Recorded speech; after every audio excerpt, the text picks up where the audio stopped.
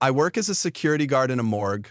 My shift is night, from 7 p.m. to 7 a.m., and each shift is covered by a single security guard. I am in charge of controlling the entry of corpses, receiving family members to enter and identify them, recording their data, and of course, maintaining the security of the facility.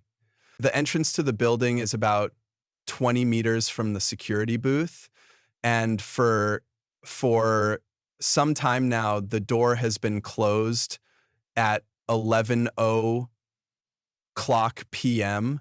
once all the doctors leave. One afternoon, an ambulance brought a death. The boys who gave the details of the deceased were very faint, sweaty, and dizzy. The driver couldn't stop sobbing, and he felt very tired, something that almost never happens. I asked him if they were okay and if they needed anything, and they answered no, that they just wanted to deliver that lifeless body and go home.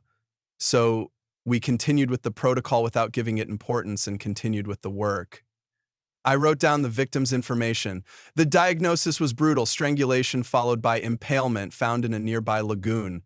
When I checked the cameras, I saw what they were carrying: a corpse in an advanced state of decomposition with the skull exposed, the skin loose, maggots everywhere, and the stick that had gone through it horribly from the anus to the shoulder was still there.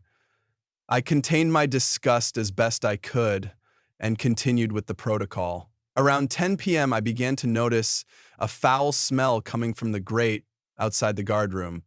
This smell usually comes out on summer days because the water passes through there when they wash the body for the autopsy. I sprayed air freshener and closed the window a little, but the stench persisted. Through the cameras, I saw white smoke coming out of that grate for about 10 seconds. I didn't think anything about it. I didn't want to, but as soon as I closed the front door, the door to my on-call room slammed violently behind me. I was frozen. I tried to convince myself it was the wind, but something told me it wasn't. When I got back, my phone died so quickly it seemed quite strange. So I decided to play on my laptop. It took 20 minutes to boot up, which I also found strange. So I just stared at the cameras out of boredom. I instantly regretted it. One of the trays inside the burial chamber moved on its own, sliding deeper into the chamber, where there was no longer access for security cameras or outsiders. I was stunned. Minutes later, the knocking on the door began, dry and insistent blows. My heart was beating wildly.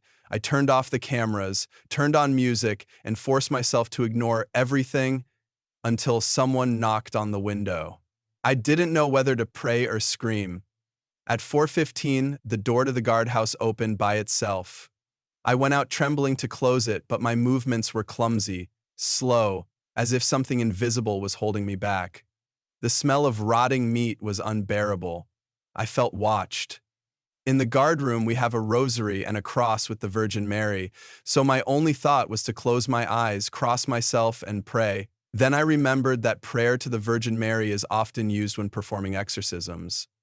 When I began to ask him to stop everything that was happening, my body was shaking from the cold. The window slammed shut again, and the smell began to fade. Finally, until I looked at the time and it was already 5:00 a.m. I had to reopen the door to let the workers in.